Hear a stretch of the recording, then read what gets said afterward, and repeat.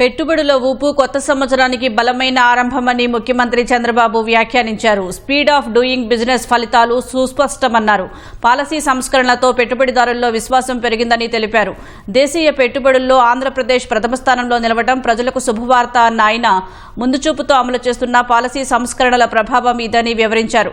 Speed of doing business కార్యక్రమాల ద్వారా పెట్టుబడిదారులకు వేగవంతమైన సేవలు అందుతున్నాయన్నారు. ప్రోత్సాహకాల పంపిణీలో పారదర్శకత కోసం ఎస్క్రో ఆధారిత వ్యవస్థను ప్రవేశపెట్టినట్లు వెల్లడించారు. రంగాల వారీగా స్పష్టమైన విధానాలు అమల్లోకి తీసుకువచ్చామన్నారు.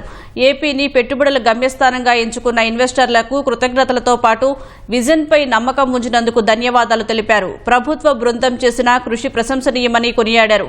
ఇది విజయానికి ముగింపుగా కాకుండా భవిష్యత్తు అభివృద్ధికి పునాదిగా అభివర్ణిద్దామని పిలుపునిచ్చారు. పెట్టుబడులు, భాగస్వామ్యాలు, స్థిరమైన వృద్ధిపై ప్రభుత్వం మరింత దృష్టి పెట్టిందని సీఎం ఎక్స్లో పోస్ట్ చేశారు.